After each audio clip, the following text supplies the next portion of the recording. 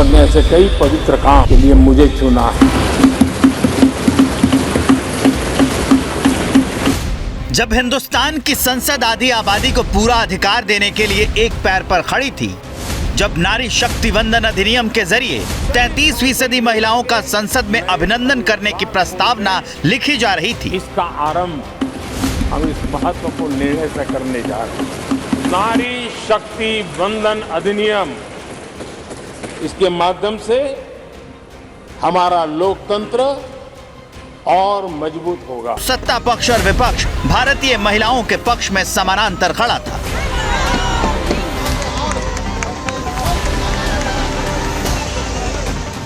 जब हिंदुस्तान के प्रधान अपनी प्रतिज्ञा को पूर्णता देने के लिए संसद में बोल रहे थे, विमेन लेड डेवलपमेंट के अपने संकल्प को आगे बढ़ाते हुए हमारी सरकार संविधान संशोधन विधेयक प्रस्तुत कर रही है।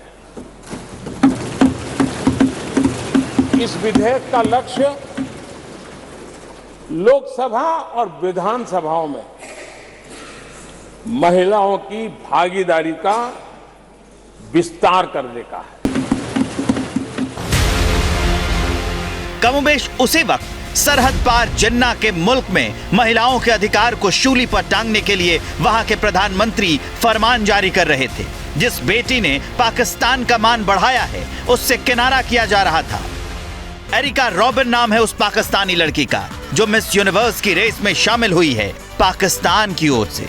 पहली दफा है जब कोई पाकिस्तानी लड़की इस मुकाम तक पहुंची है, लेकिन जश्न की बजाय पाकिस्तान में मातम मनाया जा रहा है। ये क्या हो रहा है हमारे वतन अजीज में, मुल्क पाकिस्तान में, जो कि इस्लामी जमहूरिया पाकिस्तान कहलाता है।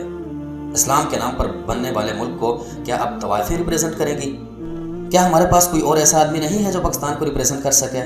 जिस एरिक रॉबिन के खिलाफ पाकिस्तान की कठपुतली सरकार एक पैर पर खड़ी है, वो कैसे इस मुकाम तक पहुंची है वो जान लीजिए।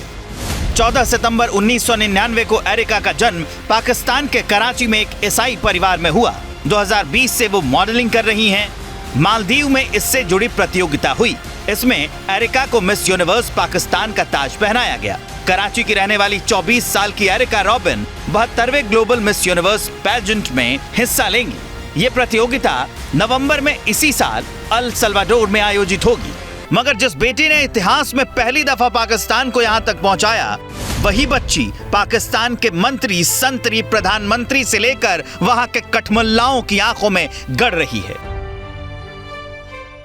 वज़ीर आज़म अनवारुल हक काकड़ साहब से ये सवाल किया कि क्या आप बता सकते हैं, और उसके बाद इन्होंने अपनी ट्वीट को रीट्वीट करके कहा कि मुझे बताया गया है कि वज़ीर आज़म काकड़ ने इस खबर का नोटिस ले लिया है और इंटेलिजेंस ब्यूरो यानी IB को ये हिदायत दी है कि पता लगाया जाए कि कौन है जो पाकिस्तान का नाम इस्तेमाल करके इस मुकाबले हुस्न में पाकिस्तानी खवातीन की शिरकत से मुताल्लिक खबरों को फ्लोट कर रहा है। रवायतों के नाम पर उनके अधिकारों को बुरके के अंदर दफन कर दिया जाता है, और जब कोई पर्दे से बाहर निकलकर एरिका बनने की ख्वाहिश को आकार देती है तो फिर उसके खिलाफ सत्ता खड़ी हो जाती है, और वही हो रहा है।